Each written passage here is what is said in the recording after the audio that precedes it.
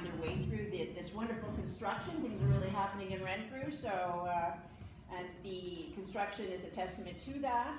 Just a little more difficult in making our way in here, but a lot of time for that.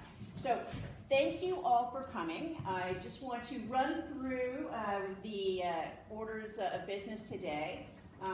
First of all, we're going to have a brief intro of why we're here. Everyone, I believe, has seen the letter, but just in case, we'll go through what we want to emphasize. Then we're going to go around and we'll do introductions, so everyone has a chance to understand, know who everyone is around the table and what you do, and piece together why they are here. And then we'll go around again and have 3 minutes per person, up to 3 minutes. And if you don't need 3 minutes, that's okay too, to tell us what the concerns or issues that have arisen that you haven't necessarily heard in the news, but may be of use to the various people here. So I've invited all the mayors. However, it is election time in Ontario, and we had some mayors who are doing county business and others who are working on their campaigns going door to door. For the municipalities that did not have a mayor who had RSVP, we've asked councillors to attend, and we're very grateful for the people who are here today. So, after we go through each person and they talk about the perceived or potential problems with the enactment, well, not just the enactment, but the implementation of the Cannabis Act, legalizing on October 17th. We will then have an open discussion, and what the purpose of this meeting is, not only for one another to listen to issues that they may not have heard in their own municipality, but to provide me with a list and for me to eventually develop an action plan on anything that I can do federally. Of course, municipally, this is one of the very first issues that those who are re-elected or acclaimed like Stanley will have to deal with once their councils resume after the October 22nd election. So that's it. Oh, yes, so first of all, I wanted to talk to you about why that we decided to have this meeting. So Jim Miller here, who is a local volunteer in town, a former member of council, came to me and he said, look, we're going to have a problem. I can see some different social issues that are going to arise in town, and he wanted to have a discussion. He wondered whether or not there was going to be an official meeting. He was so kind as to provide a venue for us and arrange this room that I thought, well, we've got everything in place. Now let's see if the people will come, and we can hopefully answer some of the concerns that Jim raised with me as well. I don't see anybody from Petawawa, but we do have people who've already been calling in about different apartment issues and tenants and how they're going to deal with certain things. So I'm glad to see that we have a planner here as well. Okay, Jim has a standard announcement. Yeah, just please, the men's washroom is right through that door there. There's no sign on it. The ladies' washroom, if you just go back out in the hall, you'll see the washroom right across the hall, and there's a sign on it saying ladies. And so that's it. As far as safety, we have a fire exit down at the back door. If there's a fire, I'll let you know where the exit is. Okay. Sorry, I couldn't deal with the. I have good connections, but I'm sorry, my connection upstairs didn't stop the rain for us. So we're going to hopefully get through that. So thank you. All right. Thank you very much. And in case anyone does not notice, we have our camera rolling here. This is a public meeting, and it's on Facebook Live. Will eventually be on YouTube, and we're pleased to have John Carter, but we'll let him introduce himself. And we'll start with Mr. Miller. Okay, so my name is Jim Miller. I'm currently running for council. I was on council before. I have a business in town. I've had a business I used to be in dentistry for 22 years, and then I went back to university 25 years or 26 years ago and started a company after I graduated with engineering on ISO certifications for aerospace and all that kind of thing, and I moved it here 17 years ago, a little over 17 years ago. And so I also, I'll speak to you a little bit later, but my wife and I had a program way back I'm a Salvation Army person, and so we had a program many years ago for kids to come off the street from 13 to 20, and we had residences set up for them and 24-hour answer lines. And I just want to let you know that we had over 8,000 kids, so when I speak to you later, it's from experience, not just from something that I read in the Okay, behind the camera we have. I'm Brendan Movahill. I'm Cheryl's parliamentary assistant from Ottawa. Malcolm Montgomery, I'm Cheryl's executive assistant in Pembroke. And be loud because that microphone doesn't pick it up very well, so everyone speak really in your best voice. Stanley Bukowski, Councillor, Gilman Neighbour Dean Richards. Brian Dugley, councillor for Laurentian Valley and chair of for Ottawa Valley CPAC. Lorna Hunter, CAO co-treasurer, township of Gilman Dean Richards. Bob Yarrow, Fire Chief and EMT for Gilman Dean Richards. Orwin Blood, Fire Chief in Madawaska Valley. Leanna Sullivan, incoming executive director for McKay Manor Incorporated. Ivan Burton, the land use planner with the town of Renfrew. Lisa Benson, chair of the downtown Renfrew BIA. Chad Culver, I'm the operations coordinator for the Community Street Crime Unit in East Region with the Ontario Provincial Police. Inspector Colin Slight, I'm the detachment commander for Renfrew Detachment of the OPP. Janice Sawbridge, I'm the community safety officer for the Renfrew OPP. Dan Lynch, councillor, town of Arnprior. Tom Packett, Mayor of McNabb Braeside. Robert Kingsbury, mayor of Barton Township. William Austin, I don't have anything to say. I just heard about the meeting, so I thought I could come up and meet everybody. Thank you. Tim Shizen, currently running for town council in Bonshire Valley, Grafton Ward 2. And I'm John Carter, semi-retired reporter for the Renfrew Mercury and our Park Line. Okay, in case anyone hasn't noticed, we have refreshments at the back. We're not going to have formal breaks in our discussion, so if you would like a coffee break or get some water or tea or cookies, they're at the back of the room, and just help yourself. All right, so I picked on Jim first, and in terms of discussion, John, did you want to participate in the discussion at all? I'm ready here to listen and hear what everybody else says. Thank you. All right, well, we'll start with Tim Shizen from Bonashire Valley. Okay. Okay. So some of my big concerns are with alcohol. There's a percentage value that is addressed on all the bottles, and any form of cannabis that's sold or distributed out there shouldn't be sold unless there's an accurate amount of potency rating on the substance, because with marijuana, say, and I've heard from a lot of people, you know, you get your backyard grow guy, and they say, oh, it takes maybe one joint for them to feel whatever. And so what happens now when you get a professional grow-off, you know, run by somebody that's basically a scientist, and they over-ingest, you know. I would really like to see that, you know, part of it looked after. And also the level of impairment. I don't know if anybody, or I haven't heard of anything with the actual level of impairment. We know once upon a time with alcohol, again, 0.08% was a impairment issue. Now it's down to 0.05. Commercial vehicles, of course, is 0%. What is the acceptable level of impairment with cannabis to be out there? I don't know if that has been addressed either. In the workplace, I've talked with some local sawmills and stuff, and they're very concerned with the workplace safety.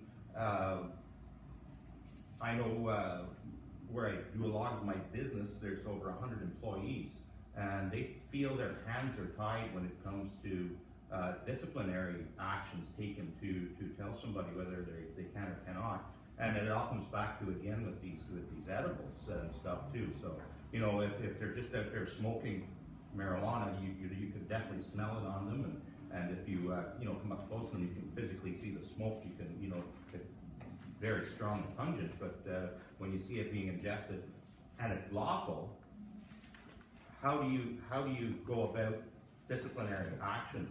One of the people I had talked to had said that in a previous place of employment, they could do urine samples, of course, for drug testing, right? So involved in commercial vehicles and such, so you could do a drug test. So now what happens when it's legal?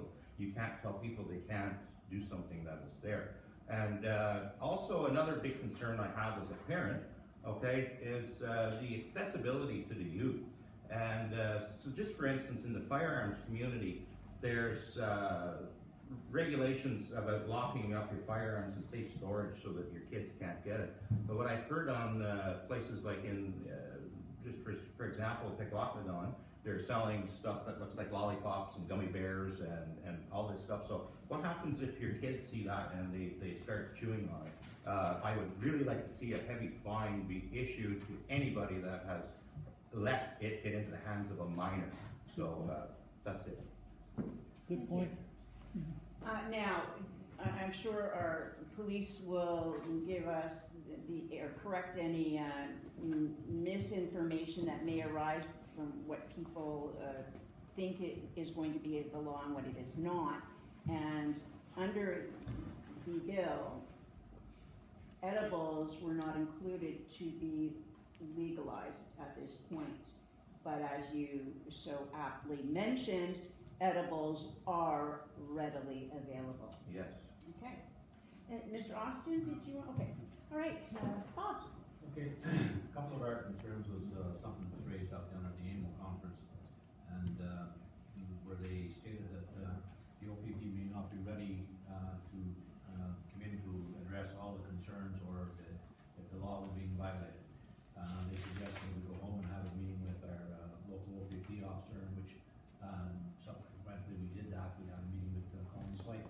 But what they had mentioned there was that if this is the thought pattern that's already starting now, and I'm hoping we put a stop to it quite quickly, was perhaps maybe your bylaw enforcement officer will be the one going in and enforcing the law.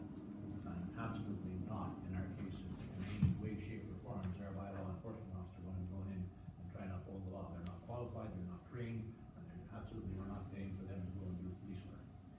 So that was one of our concerns, and when we met with the problem, Inspector Spikey looked at the arrest force and said that they would be responding to any calls that they got, and they were prepared to do that. The second thing was this email that I received yesterday, and I'm just going to read a couple of lines for you. Cannabis farm with over 8,000 plants has popped up in the village of Clinton, Ontario, which is situated north of Napanee, to the great surprise of municipal officials. Although the OPP say the farm has been licensed by Health Canada, the local municipality didn't know it existed until Tuesday. And there's quite a write-up here on it, and I'm not going to read it. If anybody wants to come over after and have a look through it and read it for themselves, they can. I think that this cannot take place. That everybody has to know, especially the neighbors, they have to know what's going on in their own backyard. So if this is starting to happen right now, again, it needs to have a stop put to it right away. That's our concern. Okay. So, Mr. Peckett, Mayor Peckett. Thank you, Cheryl. A lot of concerns we have in our township is costing. Like it's going to happen, but I don't think anybody's realized the level of costing that it could be coming to each municipality. There will be increased instances and increased calls for service. Therefore, there will be increased costs for policing. There will be increased costs for paramedics because there are some out there that can't handle the stronger edibles, and that has been happening already where you're having to call paramedic service. So that's an increase for paramedics, which cascades down into hospitals and healthcare. Also, first responders. We're glad to see some first responders here from the fire department. In our area, a lot of times the first responders, being the fire department, get the calls first for anything. If someone is maybe taking too much or the wrong type of cannabis or anything, the first responders are right there. So I can see increased costs for the municipality there. And eventually, and to go back to Mayor Kingsbury's point about having bylaw officers guess some, an AMO thought was, minor instances, is certainly not gonna happen in our township, because as Mayor Kingsbury said, our bylaw officers are not trained, nor I think they have the power to do what they're saying. And if they do respond or do come to that thing, there's another added cost to your, municipality. So, in talking with Inspector Slate the other day, they have some things in place for the OPP to test for impairment on the roads, but I gathered from his comments that it wasn't a perfect solution at this point yet. Personal opinion, it's gonna go ahead, but we're far from ready, and I think we're going to have a lot of problems. Thank you. Councillor Dan Lynch. From our prior, we're in the process of doing policies for this new law that's coming out. So I can't comment on what the town is going to do. It's not in my position. However, personally, I can say that I've got an issue with the licensing. The town of Arnprior at the corner of Daniel and Elgin has played against sports, or it used to be. And now the rumor mill is that's going to be our distribution center. We have no idea, our economic development officer has no idea, it's just a rumor. The policing of it, Phoenix Military Police, the time it's gonna take to process thing, and I'm reading in the courts where all these other people have, the 2 years is up and now they're released because they've been murderer, rapist, or whatever. We're gonna flood the courts with, to me, Mickey Mouse, drug stuff, other than the big people, and I think that will kill our courts. Other than that, I agree with the gentleman to my right on all the other ingredients and the tenants. As a homeowner who has apartments, I don't know the rules and regulations yet on if the guy can have his 4 plants in his property or out back, or what's gonna go, what's the law of the land, and can I kick them out? So those are things as a personal opinion. Thank you. Okay, I'm wondering if our representatives from the Ontario Provincial Police would be so kind as to go last, because Sure. there may be comments afterwards or misperceptions that you could. Sure. Okay. That works, sir. All right, so then I'm going to ask Lisa, and Lisa is from the downtown PDIA. If you could also let us know specifically for downtown, how you perceive this may impact you either positively or negatively. Thank you. Yeah, I actually solicited input from our membership in order, before coming here, to get a feel for what the concerns are from everybody. Probably the resounding concern is the number of locations that will be permitted within an area. I guess the merchants and the businesses are concerned that there'll be more than 1 or 2 within our downtown core. And my focus, as I say, was just on our downtown core membership, because I'm here representing them at this point. The other concern that came up again and again was with regards to employees. And should an employee be, taking cannabis for whatever reason while at work, what are going to be the repercussions, and what rights will the employer have going forward with regards to that? And quite honestly, that was pretty much the 2 points that came up with regards to the downtown. There was a couple of people sort of pulled their clientele, and it was kind of a 40-60, 40 in favor of this going through, and 60% that were negative with regards to it. So Pardon me, can you say those stats again? it was about 40% in favor and 60% against. 60 or 50? 60, Okay. 60-40. Okay.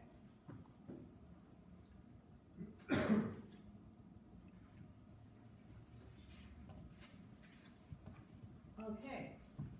All right, Excellent. So originally I'll just indicate the reason why I'm here today. I guess ultimately just to observe some of the comments from the different agencies. We got fire departments, police staff, different municipalities, local officials. I think it's great that we're meeting like this to sort of get a broad idea of what the concerns are. I think ultimately out of this, like you've indicated, Cheryl, that there's going to be some type of action plan from your office, and that'll be good to be if it could be distributed to municipalities or people that are present today. It'll give us an idea of the list of concerns that were identified. As a land use planner, it'll be our goal as a department to make recommendations to council and committees on policies to either direct these types of uses in certain areas of our municipality, whether it be the downtown, other commercial areas. And further to that, whether there's a need to create these setbacks from whether it be schools or health facilities and this and that. So the goal will be to create these policies within our official plans and zoning bylaws. I guess one of the questions is, will the province or the federal government be issuing sort of guidelines with respect to these types of locations, or how these should be planned within municipalities?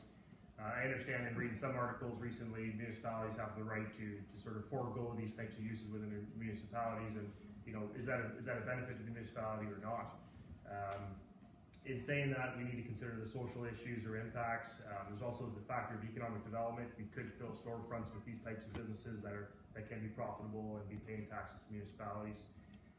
And maybe just lastly is just municipal notification. Like the municipality of the town of Renfrew, we don't have a licensing bylaw, so if a permitted use is allowed on a particular property, nothing would forego them from opening a particular retail store in a certain location. So ultimately, what's that notification to the municipality, but also notification to the public? So we're here to represent, work for the public and in the public interest. So it'll be essential to ensure that they're aware of these entities and make sure that they're familiar with their locations in the municipality. Thanks.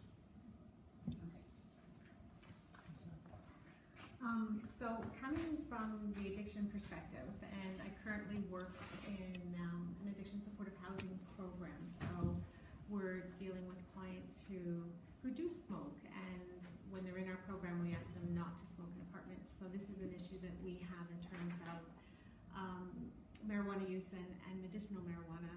A lot of our clients are going that route in order to use marijuana, and same guidelines apply in this particular program. Is you cannot smoke in your apartment. So it'll be interesting to see what happens with all of this. I was reading through some of the legislation, and of course you can't just smoke it anywhere, so that's good. As incoming executive director at McKay Manor, one of the biggest issues that we'll have to deal with is the whole idea around municipal marijuana. McKay Manor is a totally non-smoking facility. You cannot smoke at all. So I will have to meet with our board and go with kind of the rules and legislation that's coming down from the LINT, who funds us, in terms of what we will do around that. And currently, the only form that we probably will accept at McKay Manor under medicinal is pill form of CBD, which is a bit different from THC. So that's kind of where we're at in terms of McKay Manor and where we are. Thank you. Our concern up there in Madawaska Valley, first of all, is the increased calls to extrication calls, or MDCs. We already had one a month ago where we had to extricate 2 people because the driver was impaired on marijuana. The other concern is our firefighters are all volunteer. Our policy is you're not allowed to drink within 24 hours of a call. If you get a call within the 24 hours of the drink, you're not supposed to respond. If they start smoking marijuana, it's going to limit our resources because it's going to take long for that THC to get out of their system. So we're going to have limited firefighters. Less and less we'll be looking for possibly calling resources into other townships for personnel to show up on large scenes. That's our biggest concerns. Okay, thank you, Chief Quaid. Chief Garrell. Yes, well, Corey and I were on a call about 3-4 weeks ago. That's right. Okay, this is the one who Casey's talking about, had an impaired driver on marijuana, turned his truck on the side and smashed it between a rock fence and a tree. There were four passengers, 2 had to be extricated. And we're going to expect to see more and more of this, I would assume, down the line, especially at the front end of this. I think you're gonna have a lot of people who will try marijuana, and they're not gonna know the effects and how long it's gonna last and how much impairment or toxicity there are going to be in, and there will probably be a lot more calls from that perspective. That's good. You missed one thing. So there were four people in that truck, two of whom needed to be extricated, but why discuss that in the context of the cannabis legalization? Well, we would expect that you're going to see more of this kind of activity, more fire calls because of cannabis impairment. And the police found in this particular case that The driver was impaired due to smoking marijuana previous to him driving on the road with 3 other people in that truck. okay, We're gonna see more and more of those calls, you can see it coming. Like he said, people are gonna experiment with it, they're gonna take the back roads, they're gonna drive probably too fast, he come around the corner, he'd realize probably the sharpness of the corner, and the speed he was going, he went 80 feet off the road into a stone fence, into a tree. You guys trapped the back, we're gonna see more and more of that, especially in the rural areas. okay, so, in your areas, you had the Jaws of Life available for extrication. That's right. Do all the municipalities have access to the Jaws of Life, or are you sharing that resource with other municipalities that you know of? There's a lot of mutual aid on it, but Hitler and Mariah, I'm not sure what their current status is with respect to service provided by other people. Okay, thank you. Lorna? Okay, so in addition to, I guess we're kind of all on the same page with regard to concerns that we have, medical concerns, health, programs and that. I don't think that there's enough information that's been brought forward as to how the rollout exactly is going to work, the responsibilities of the municipalities as opposed to, the province and federal levels of government. There just seems to be a lot of confusion as to who can do what and what the responsibilities are. That being said as well, like there are a lot of social issues I don't think that are being really thought through before the rollout. And I think that this is going to result in a lot of issues. We already have issues with drugs and, impairment and those types of things. And as a municipality and as an employer, it's going to be very difficult for us as well. We have safety sensitive positions. We operate a lot of big heavy machinery. So the ability to be able to control that with regard to our policies, I think TTC just had an issue with that just last week where one of their operators was prevented from operating one of their vehicles because of their use of marijuana. So I think there has to be more clarity as to what our ability to deal with this is. There has to be more regulation maybe or policies coming down from other levels of government because we're kind of the people on the ground, so we're trying to deal with the fallout of all these other things when we really don't have a lot of information as to how we're allowed to do that, so then it ends up going in the courts and we end up making those decisions individually. So we could use some clarity and some surrounding that. And also the edibles, I know that they're not part of this rollout, but they are coming. And when you're talking about things like gummy bears and lollipops and brownies, you're targeting a specific sector of the population. And I think that's very worrisome as well as far as how we're going to deal with that in the future. And I think that's it. Okay, Brian? Thanks for having this. This is certainly a good discussion, one that maybe should have happened a year ago. In that, there's so little time now that a lot of these things should have been ironed out a long time ago. Not to duplicate on other things, certainly as a father and an employer, I have lots of issues. But the one municipal thing that affects a lot of us is it's fall fair season, and beer tents or something, and at a beer tent you could serve the person one beer, but they've gone out to the car and had 4 joints, and it always falls on the person who served them the beer for the level of impairment. And so there's a lot of liability which is going to come back on municipalities for all of these fall fairs and that kind of stuff too, and there needs to be some discussion about that on how people are going to deal with that because it always comes the responsibility is always the alcohol server's fault, but they might only have a small part of the impairment that that person has and what happens afterwards. But cost is certainly a big thing. Enforcement, you know, you see all of these grow-ops in places that are now operational and it's not legal, and they're not being charged. Well, how much enforcement is going to happen when it's everybody involved? So it's if we can't enforce the rules that are already in place, how are we going to enforce the stuff later on? So issues there. Thank you.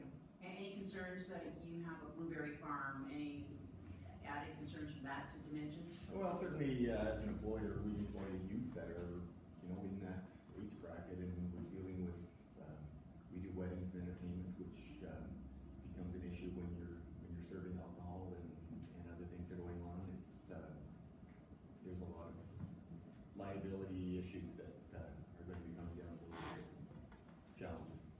Thank you, Brian. Councillor Stan Bukowski. Well, I'm kind of going back to some of Lorna's words there where I feel for our department heads, because I'm just looking at, say, a big storm moves in and our road super calls in his crew to plow.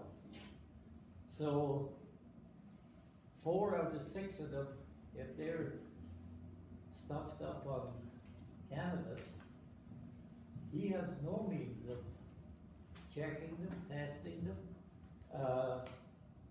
Our police don't even have a lot, because I was at a meeting last night and I talked with Staff Sergeant Maldowdle, and they're telling us they're going to feel the pinch. How do we control this? You know, something happens down the road, and some of these guys, to me, when they're driving those big rigs, they need clear eyes and a clear mind, not loaded with garbage.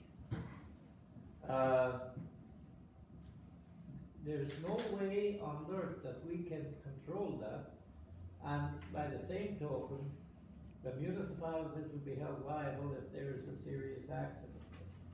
And I don't think it's fair to the taxpayers of not only our municipality, but any municipality, to have to face this. If they're going to legislate the use of this stuff, then they should, maybe they should be the bearers of the liability.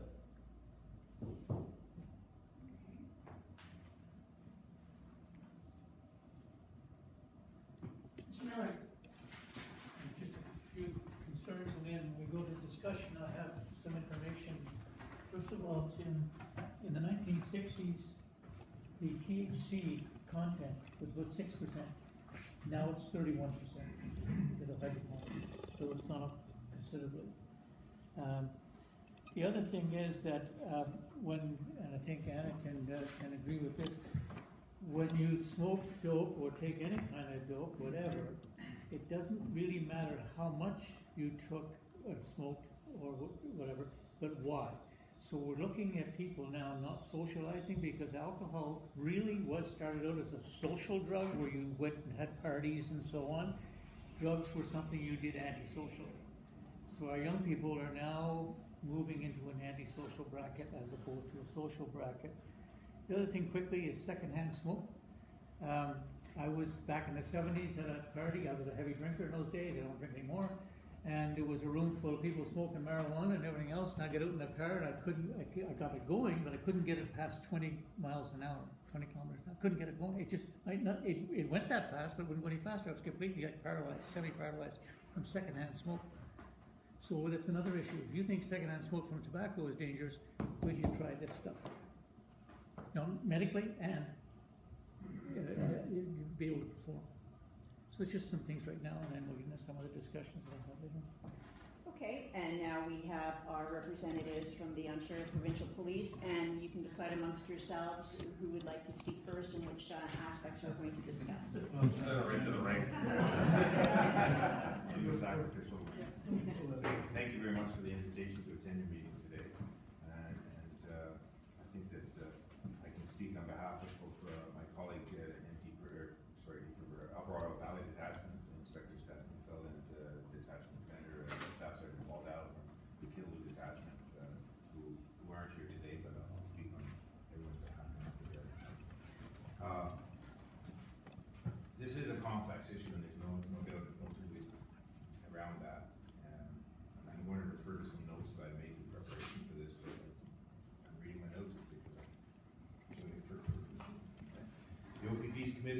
supporting a safe and healthy communities for all Ontarians. The OPP will enforce the new laws that are a combination of both federal laws and provincial laws. It's a little bit complex in the sense that the federal government has established the guidelines for the production, distribution, sale, and possession of cannabis, and it's been turned over to the provincial government to manage how that will be processed. As a law enforcement agency, the OPP's role is to enforce, investigate criminal cannabis incidents, focusing on the apprehension of those who produce, sell, import, and use cannabis outside the parameters of the legislation. We currently work with our other police services, and we will continue to work with other police services to ensure that we have a cohesive and consistent enforcement approach to this new law. To clarify some of the points, what I'll do is perhaps I'll run down where we're at with it, and then I'll give you an understanding perhaps of where the OPP is with it. In Ontario, cannabis rules are a combination of federal and provincial legislation, as I indicated. Age limits is 19 years or older to use, buy, possess, distribute, or cultivate cannabis. An adult can possess 30 grams of legal dried cannabis or equivalent in the public. They can also share up to 30 grams of cannabis or equivalent with other adults. Where you have a group of people gathered together, they can share up to 30 grams. Adults can grow 4 plants per household. It's not per person, it's not per residence, it's per household for personal use. Adults can make cannabis products. There was some discussion earlier about edibles. Edibles are not marketable yet. You can't sell edibles, but if you want to make edibles, you want to make blueberry brownies or whatever, those can be done with legally obtained cannabis products, and you can create it in your own kitchen. There's no limit on how much cannabis can be possessed in a home. An individual is a good horticulturalist and they want to amass quantity of cannabis products in their house, they can have as much as they want. Provincially authorized retailers can sell dried or fresh cannabis,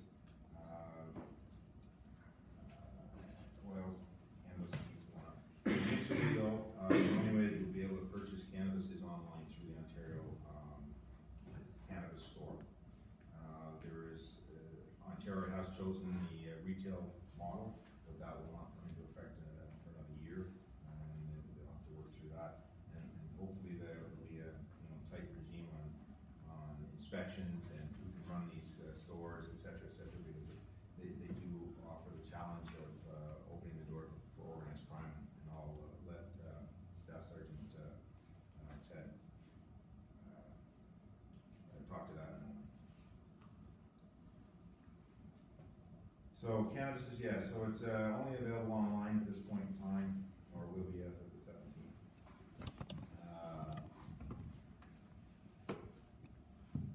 So criminal offenses for enforcement, penalty ranges will be from fine to 14 years, distribution over certain limits by adults, young persons, organizations, possession for the purpose of distribution, purpose of selling, issue. No importing and exporting. The Ontario legislation has been recently opened to examine the issuing of tickets for someone that has possession of over 30 grams but under 50 grams. That area will be considered, it's being considered that it might be a ticketable offense as opposed to a criminal charge offense. Likewise, if someone has somewhere in the neighborhood of numbers, I'm not certain if they have 5 or 6 plants, then that'll be a ticketable offense as opposed to being charged criminally for having more than one. There are a lot of issues here that many of you have spoken to. Some of them are related to employment situations. The OPP is no different. We established a working group in 2017, and it comprised of many facets of our organization, from Career Development Bureau, our Highway Safety Division, our HR, our Organized Crime Enforcement Bureau, the Academy, our Policy and Planning Bureau, and a number of others. The list is rather extensive. And the approach that we as an organization have taken is we're dealing with things, communication strategy, training strategy, because we're dealing with approximately 5,000 uniformed officers that we need to educate on the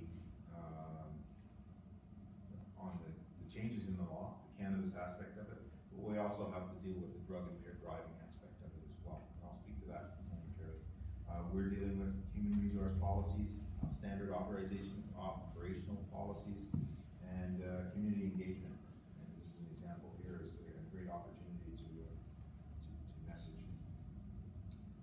With respect to our communication strategy, we certainly want to ensure that all of our members are well informed, and equally that Ontarians know the laws, rules, and dangers related to cannabis. We're doing internal communication with key messaging to our members. We've established a Stay Sharp awareness campaign for our members so that they're educated along the way. It's segment area. We're using e-learning modules. We have access to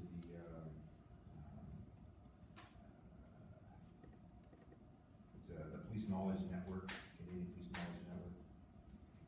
And then externally, we're engaging in a robust social media campaign, Facebook, Twitter, Instagram. We've entered partnerships with MAD, public health units, etc. to reach out to the public. And I'll let Constable Sawbridge speak to our engagement within the school programs, for instance. So I spoke about e-learning, the Canadian Police Knowledge Network, our OPP Academy. We're all engaged in that. We're working with the Ontario Police College. Police College has the lead on developing the learning packages, and we're supporting that. The challenge for us, of course, is we have 5,800 uniformed members that we need to have ready for October, and we're working diligently to achieve that. We need to develop training, complete these timelines. And that's educating the cannabis side, and then we also have the education on the impaired driving side. Impaired driving by drugs is no different than impaired driving by alcohol. It's the same law. It's been in effect for many years. The law is that you can't drive if you're impaired by alcohol or drug. And so the challenge for us, of course, is that in some jurisdictions where they have legalized marijuana, they did see an increase in incidents of impaired driving. The OPP is committed to ensuring that our roads are safe, and we plan to do our utmost to ensure that those people that do choose to drive while they are impaired by drug or alcohol will be held accountable for that behavior. There are Highway Traffic Act changes, zero tolerance for young drivers, novice drivers, commercial vehicle drivers. The Draeger drug test 5000 has been approved by the Attorney General for use, and it has the ability to detect THC or cannabis and cocaine. We're still working through the testing process of that as an organization to determine whether or not that instrument is going to work best for us. I'm certain that at some point in time we will be in a position to move forward. However, we have other tools in our arsenal of tools. We are enhancing our standard field sobriety testing program, and hope that within the next 5 years, every uniformed member will be trained as a SFST with SFST. So, and then in addition to that, we have the drug recognition expert program, and this is a higher level of training that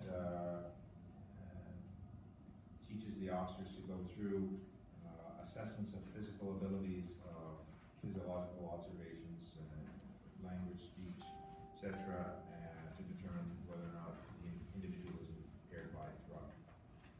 And our plan for that is to again and by the time 5 years roll around, we're looking at training 600 people on SSST over the next 5 years each year, and 75 drug recognition experts each year for the next 5 years. Funding for this is provided, federal funding is provided for the Ontario government to support SFST training and TRE training as well. Ministry of Community Safety and Correctional Services, the leading the strategic plan to build the law enforcement capacity for Ontario, with the Ontario Police College taking the lead in developing the training packages. I spoke earlier about our strategy. We're dealing with human resources issues, as every one of you will be. If you are an employer, certainly you're going to have concerns about your employees coming with the residual effects of THC in their system. What mechanisms will you have? What risks do they bring to your individual organization? Will you see decreased work performance, attendance issues? And then there's also the medical marijuana use, whether that will impact you.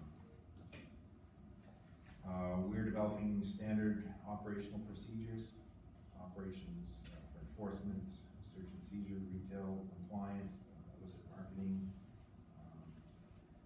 and I'll let Staff Sergeant Colbert talk to the illicit markets and illegal cannabis stores, that issue. We certainly do have challenges as part of that education piece. We have to make sure that our members can recognize, well, this is how much 30 grams would look like, which we're certainly not going to be issuing everyone with a set of scales to carry around in their car, but they'll have to be able to recognize that, yeah, that's 30 grams or that's 50 grams, those sorts of things, and we'll certainly come up with strategies to do that. Storage and seizure of cannabis products in police facilities. When we seize products, we have to, obviously everything we seize we have to account for and we have to store. Those will be challenges that we're addressing and working through.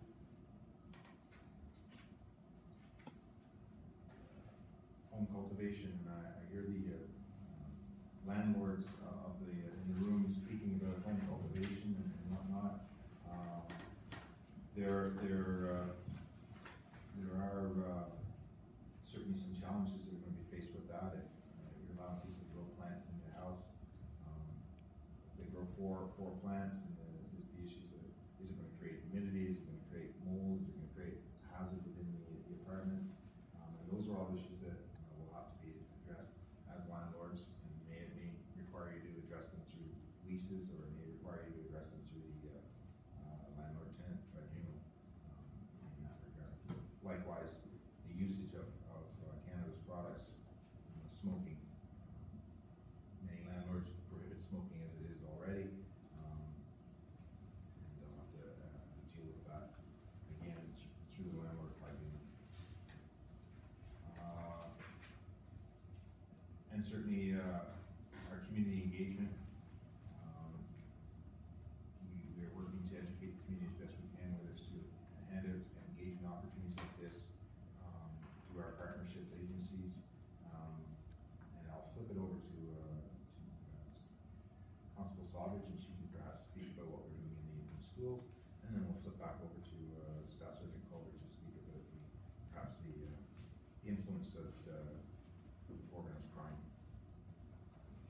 Okay, thank you, Commander, and before we go on to Officer Sawbridge, would you be able to provide the notes that you were reading from to me? I would prefer not to, they're my notes. Okay. Thank you. It's just that I was not able to write as quickly as you were able to It was speak. recorded. Okay, all right, thank you. Officer Sawbridge. So, just for years, for your information, I've been doing either the DARE program or another program that we developed called the OBP Kids program. It targets grade 6 students, and I know this program is offered throughout Renfrew County. And one of the lessons, and sometimes I spend up to 2 hours with the children talking about drugs and alcohol, tobacco, energy drinks, those types of things. So that is addressed at the grade 6 level. And I'm also often invited into the high schools to talk about, I spend some time with their health classes, and this is certainly in the last couple of years, this has always been brought up, whether it's questions about medical marijuana or what are the laws gonna look like. So I am in the high schools as often as we can be talking about these things. And in the spring, I took a training called Weed Out the Risk, and it's being offered across the province in conjunction with the health unit.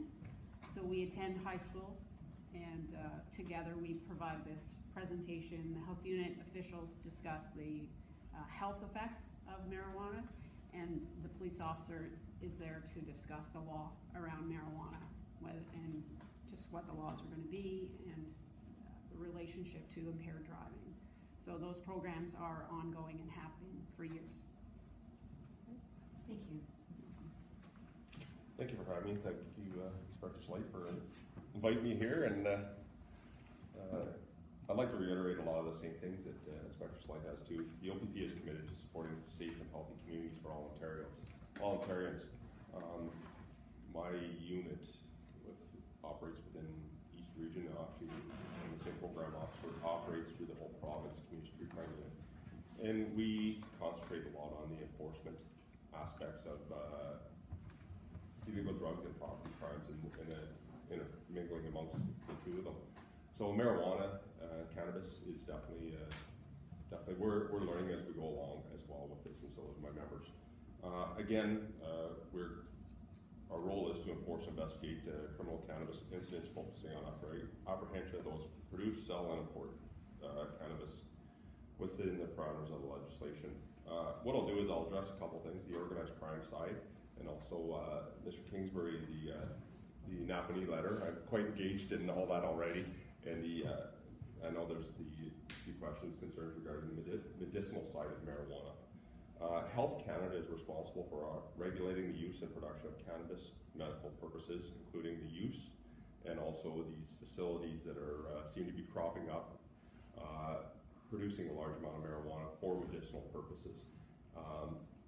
These facilities are strictly licensed by Health Canada, strictly controlled by Health Canada, and unless there's illegal activity going on with them, identifying illegal activity, that's when we come into play with the enforcement. So I understand Napanee has been faced with a few of these cropping up, these licensed medical facilities. They are different than the commercial facilities that are distributing, as in, for example, some of the other ones that are cropping up across the country. Those are strictly licensed and federally regulated as well. Speaking to, sorry, just going through, speak to the model. The Ontario government has announced that a private retail model will be implemented for the sale of cannabis in the province. And in terms, cannabis will only be sold online by the Ontario Cannabis Store. We know that private retail model provides law enforcement challenges, particularly around organized crime. Any regime requires a strong regulatory compliance framework that includes thorough background check and investigation capability, inspection experience, and willingness to work with the police of jurisdiction on any criminal enforcement matters. At this time, we do not have any further details on the private retail model. It's, again, still in development. It's new as we go along. But as it develops, the OPP is committing to ensure public safety within the communities and the enforcement aspect. What actions will the OPP take towards organized crime and out of the retail cannabis regime? As we know, there's organized crime. They're involved in many aspects of society, not only marijuana, but illicit drugs. It's a profit for them as well. Organized crime exists within the Ontario and it has an effect on the public safety and the economy of the province throughout criminal ventures. The infiltration of organized crime into the legal market and diversion of cannabis to illicit markets is a concern.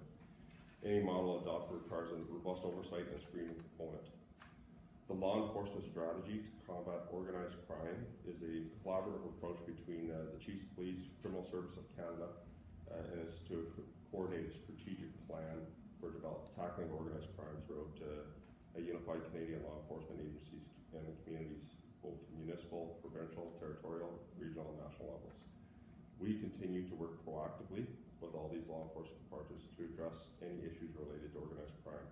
So again, we're moving forward, we're learning the same as anybody else, but we're we're working towards the public safety aspect of everything, and the legalization of cannabis. The one other thing I just wanted to touch on,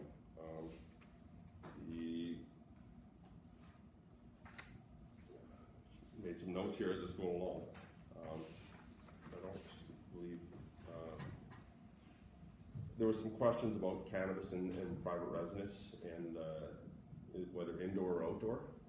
At this point, the legislation says cannabis can be consumed in private residence, including the outdoor space of a home, in a unit or on a balcony of a multi-unit residence, subject to building rules or leases, but not in public places, workplaces, or inside a vehicle unless an exemption is provided for in that legislation. When transporting cannabis in a vehicle or boat, unless otherwise exempted, cannabis must be packaged in a way that is fastened, closed, and not otherwise readily available to any other person in the vehicle or boat. And when it comes to the cultivation and possession, 19. So if there's 4 18-year-olds living in a residence, there's cannabis will not be permitted to be grown. And at that point, enforcement will take place when we become aware of it.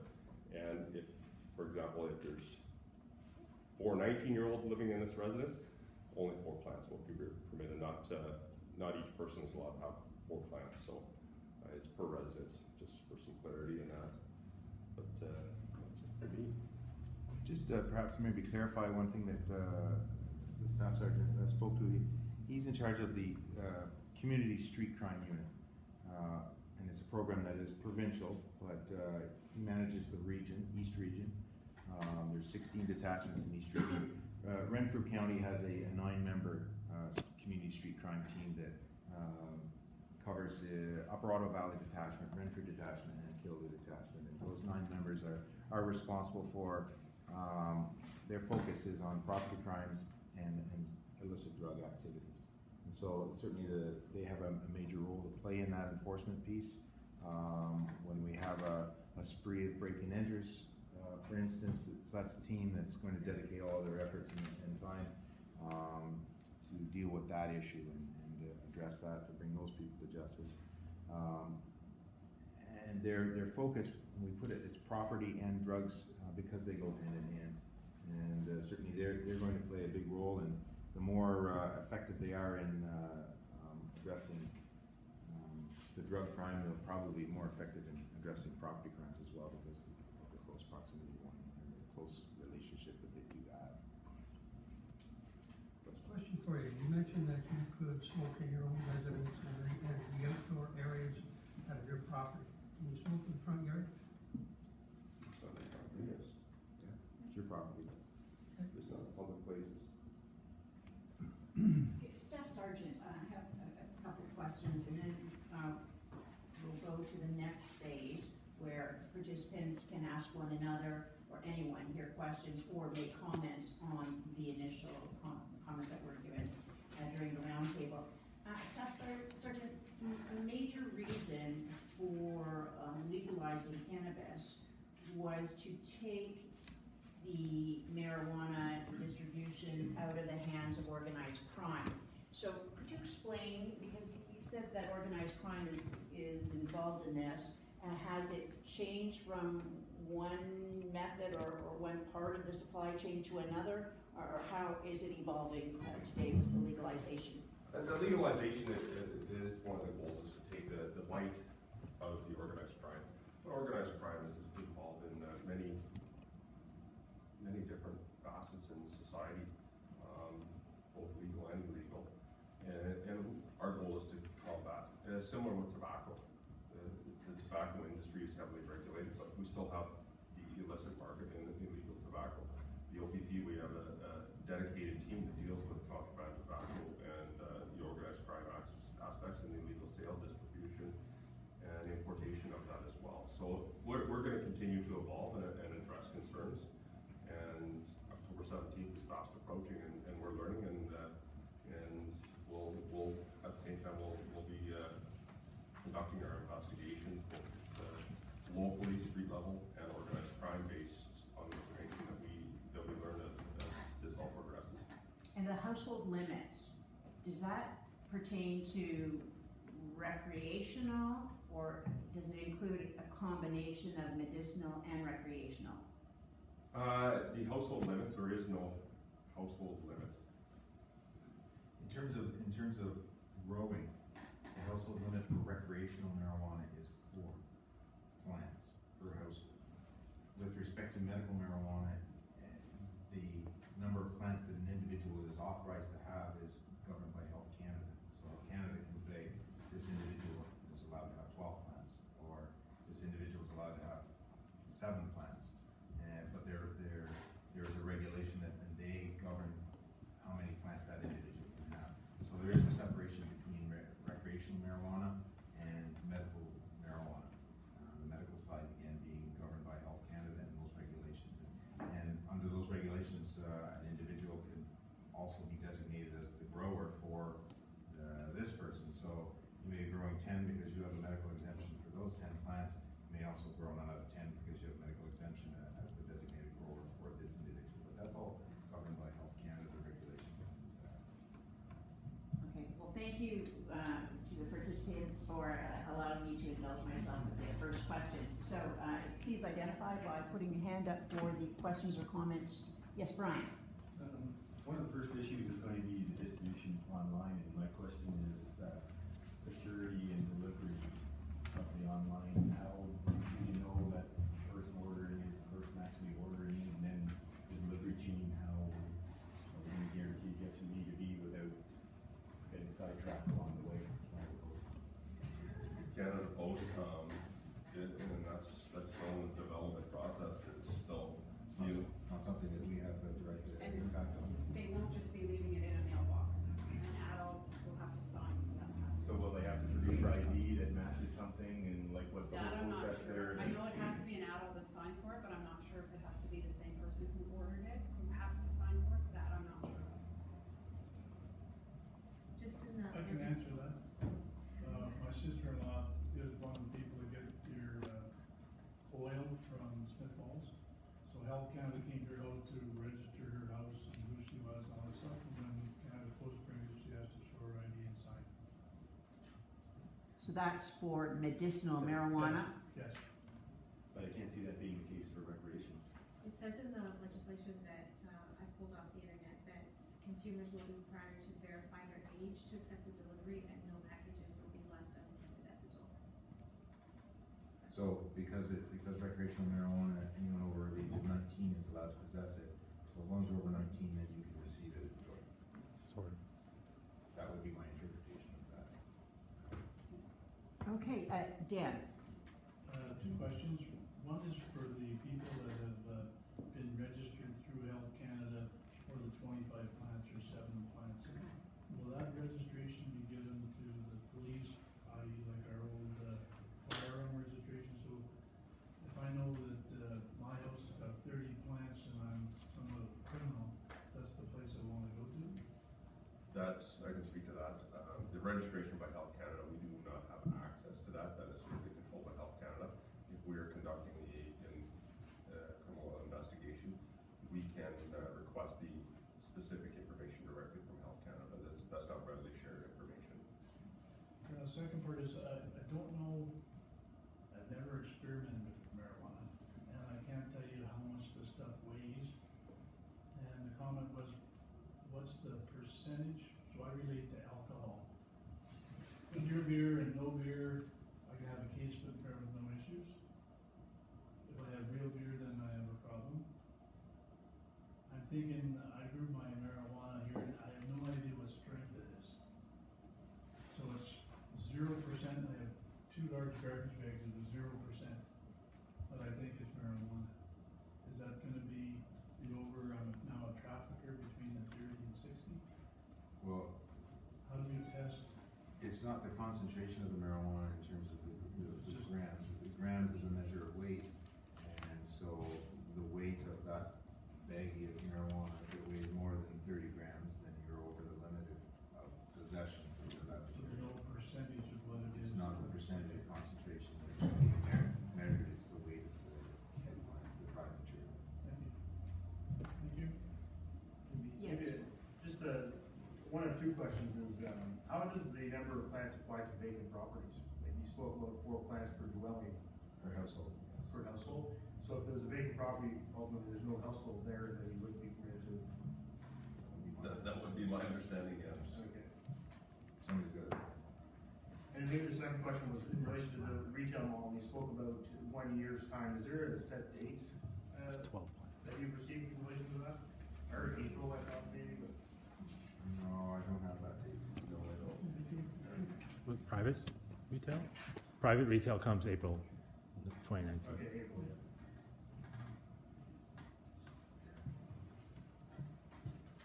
Okay, Okay. I'd like some clarification on something. During the debate in the House of Commons, it was stated on C-45, it was stated that it was for flowering plants. And I was told by somebody who had been in the committee deliberations that was actually 12 plants for flowering, for seedlings, and for in between. So, and that was not just medical marijuana, it did not have anything to do with it. So I've got some discrepancies here as well, as I had information posted from the Cannabis Act on the 30 grams and the flowering plant. So it's still not crystal clear to me. My understanding with the information is provided to me through my initial training and all of my correspondence is it's for marijuana plants. I understand I looked at flowering, clones, different stages of growth versus the heights of the plants, what would be permitted. But at this point, the information provided to me is, and our training is for plants. For, the legislation says for flowering plants. So, you know, Good to know. for plants, okay, that's what we'll take to the bank. But hopefully not have to deal with that in our own households. Okay, so, any further questions or comments, or is everything crystal clear? Tim? So, when you're doing a roadside stop, what is your definitive level of impairment for saying, okay, you've had too much?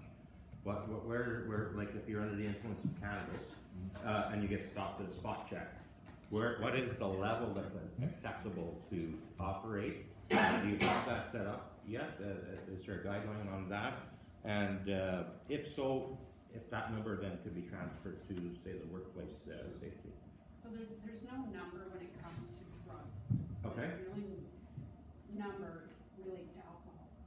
So it's an officer's perceptions. If I believe that you're impaired, and I need to be able to articulate why I believe that you're impaired, then I would call for an SFST trained officer, if I'm not one, to do some roadside tests, and then we would go from there. And what kind of roadside tests would be initiated? So I heard about the Trigger 5000, I guess, but and I went. So right now, that's not, the OPP hasn't decided to go with that tool, so we Right. don't have that tool. So SFST tests are physical roadside tests that they do. A battery of tests that evaluate the in a standardized manner and obtain validated indicators of impairment and establish reasonable grounds for the arrest. They're trained to, the tests include an evaluation of the driver's physical abilities, eye movements, performance on divided attention tasks, and the officer carefully considers the entire process to identify the gathering of evidence to determine whether the driver should be arrested for impaired driving violation.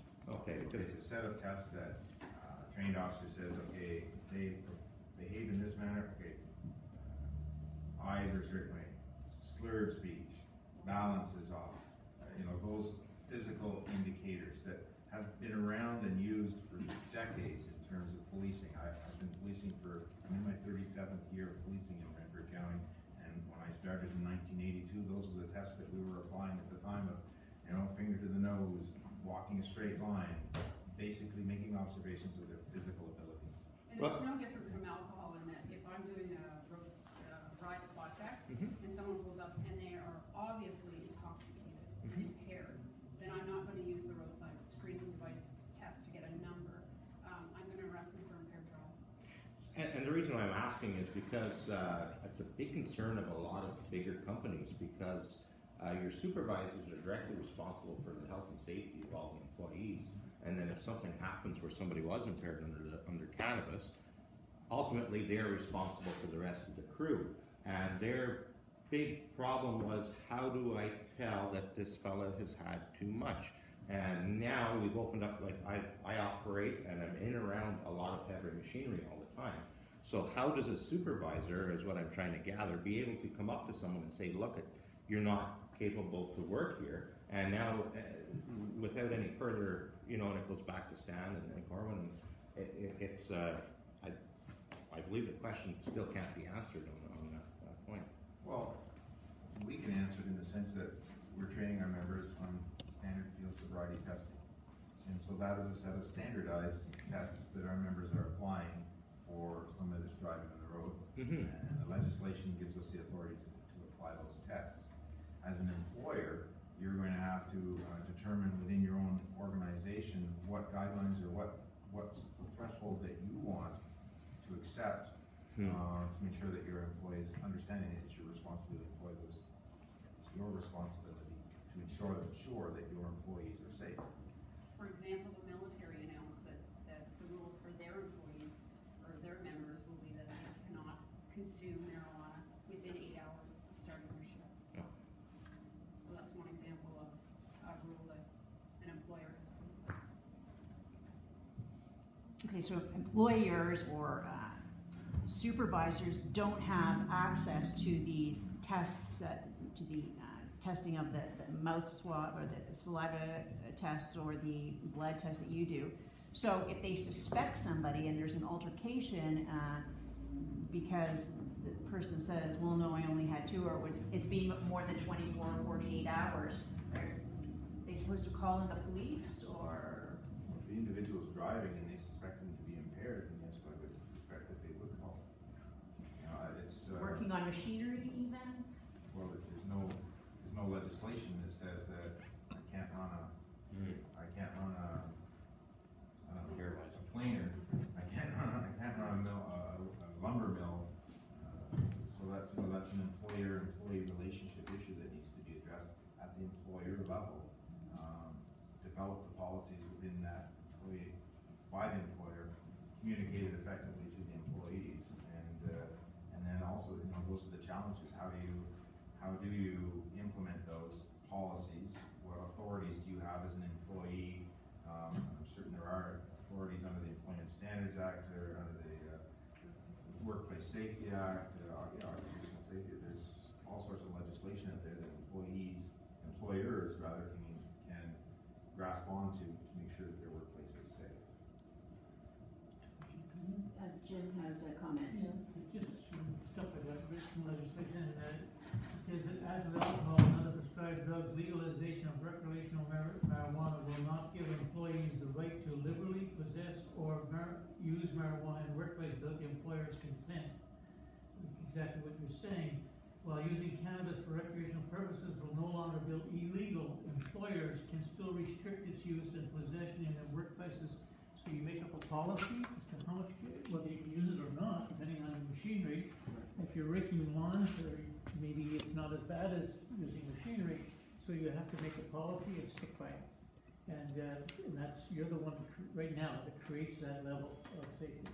The problem I'm getting to though is, how do you know when they smoked it this morning, and how do you actually come across to get a definitive answer on what is acceptable and what is not? And I don't think there's anything in the laws that's saying that what is acceptable. Like if I smoked a really strong something or other this morning and then show up at work tomorrow or this afternoon, I'm still feeling the effects. Now, what is over the line? And say if there was an accident that occurred, that's where I see a lot of frustration with a lot of the employers, and they feel their hands are definitely tied with this stuff. Well, certainly there is a lot of emphasis or a lot of, pressure on employers to ensure that there are appropriate policies in place. And the Occupational Health and Safety Act is probably the best spot to start. For sure. Those authorities. And you as an employer have the right to send somebody home if they're not showing up for work in a capable manner to do the job that they're hired to do. It's just a matter of establishing those policies and making sure they're effectively communicated. Jim had a you're right for your company, you put in there that the employer has the right to take urine samples or whatever. What that does, of course, is gives you the right to not say you're picking on Joe, that he's had 2 or 3 different tests and you can let him go.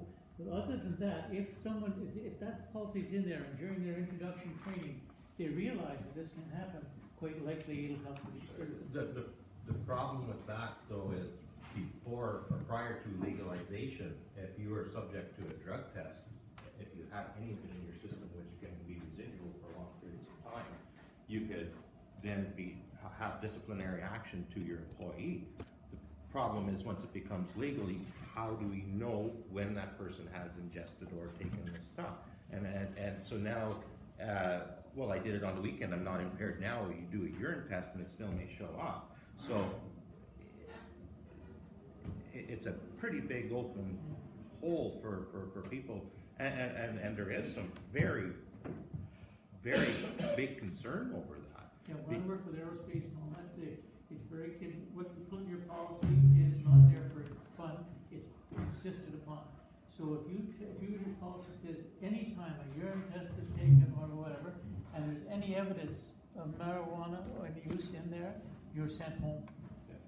And then at that point in time, you sit down and decide then whether, if it's 5 times in the last 3 weeks, then you've got the reason to let that person go. Say it was being late 3 times or 5 times in 2 weeks. Has anyone had any issues with the use of medical marijuana at their employee use?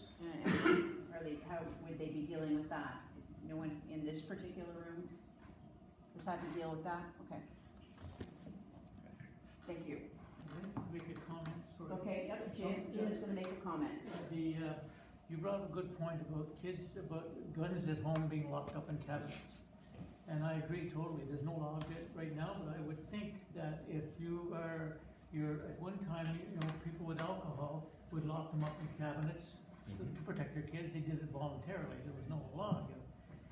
Every alcoholic, and I think I can agree with this, every alcoholic that I talk to, and including myself, we sampled whiskey at home because it was in the house being used at all ages. Just a little drink here, a little drink there, whatever. And sometimes the adults thought it was funny to see a kid take a couple of drinks and act a little stupid for a while. So I'm thinking that there should be some kind of protection for marijuana within the home. I agree with that. Well, yes, as a parent of 2 young children, I mean, and you see a lot of people that I don't think have thought that that's quite true fair enough. Yeah. I definitely wouldn't want to see somebody introduced to it before figuring out. The issue of secondhand smoke is big. Okay, yes, Tom. This is a little different question, not having any experience in growing marijuana or using it. I keep hearing a lot of discussion about medical marijuana as opposed to recreational marijuana. If somebody has some plants or somebody has it in their possession, how do you tell the difference? Are the plants different? Does the end product when it's done, does it look different?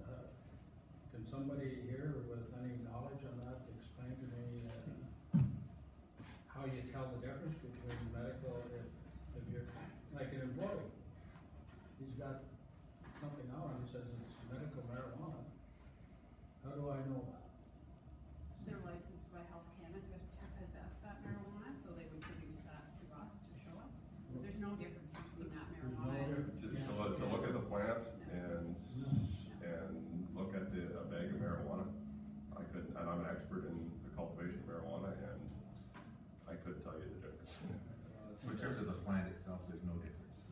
It's just what's your authority to possess that. And so if you have an exemption for possession of medical marijuana, then you obtain that medical marijuana through an approved grower that is approved by Health Canada, and has been ordered through Health Canada and delivered to you through that mechanism, and you have a certificate from Health Canada that says, I'm allowed to have this marijuana.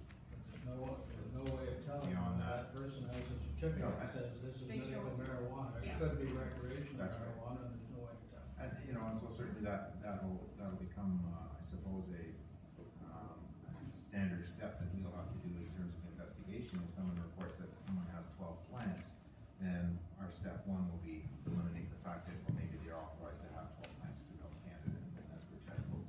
Check the Health Canada registration, do their connection, and determine, oh, sorry, this is an exemption, so we don't write a warrant and seize the plants. Yes, Mr. Montgomery. Yes, I just want to direct a question to the OPP here. In our constituency office, we're now getting calls, we received a call from a landlord, and there's an issue regarding this cultivation of medical marijuana. You're saying to me that the Health Canada did not provide you with a list of license holders? We have to do that when we start conducting an investigation. So- that's when we have to ask. When you do the investigation, you can request to see the license? But we'll get the information directly from Health Canada when we start the investigation.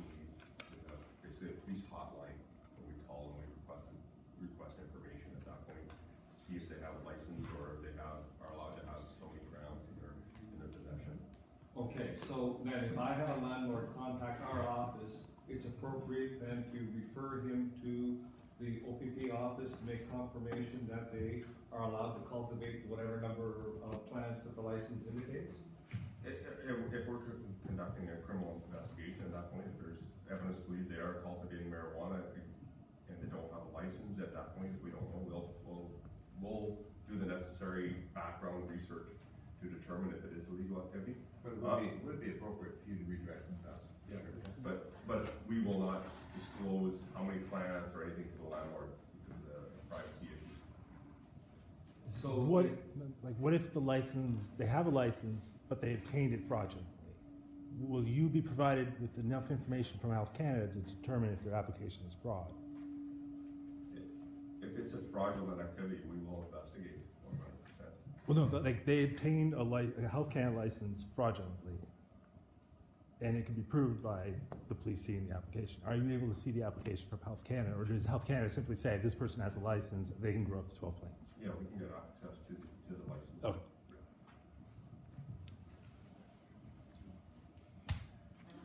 Just wondering, a lot of these places that are popping up now, they say they're medical marijuana. Where did the marijuana come from before for the medical use?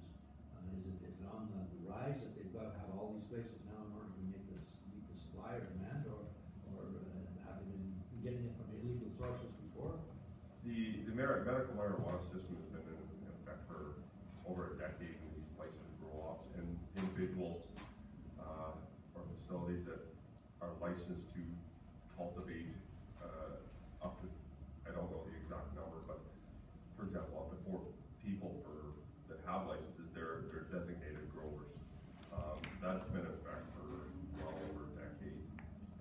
Where they get their plants, they could trim the plants, we call them mother plants, mature plants, and clone them to allow them to grow up. Some of it, any other cultivation, horticultural technique. But there are more producers all the time. And like you said, I think it's probably supply and demand, and this producer is authorized to supply this much, and Health Canada needs this much, so they've licensed another producer to produce more, or they've increased their license. But yeah, that's, I think what you're getting at, is it becoming more popular? Yes, it is. Can I ask for a quick response, because I feel responsible for Renfrew, and just quickly going around, do you think that Renfrew should have a retail outlet on Highland Street or something? Do you just think that it would be appropriate for next year? Because the council has to decide on that. Just like a quick opinion. Jim, we have just a few people here from Renfrew, and our downtown PBIA person has provided statistics there. I think it was 40 opposed, or pardon me, 40 were in favor of the issue of legalizing marijuana, or was it of having an outlet downtown? 40% are in support of an outlet. Downtown. And 60% opposed, so that would be a statistic that the council would be taking into consideration then.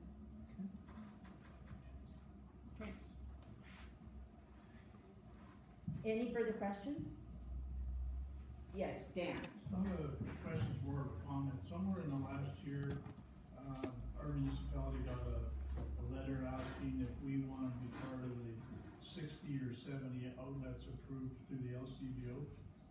And our council said yes, because we thought the economic impact of people come to this place, they may stop and buy something else. That of course got thrown out the window, so I don't know what to do. But that was somewhere in the last year. Okay, so that'll be up to the province to decide with the changing government. Well, I have an experience that somebody brought to me, and it had to do with medical marijuana. So this happened about Christmas time this year past, and 6 ladies they went to dinner to have their traditional after-work Christmas dinner, and they exchanged gifts afterwards. One of the gifts was a plate of brownies. So of the 6, 3 partook, and subsequently they were at a show, and 3 of them became violently ill. And each was hospitalized. They had to go to different hospitals because they were concerned that it was Legionnaire's disease or something like that.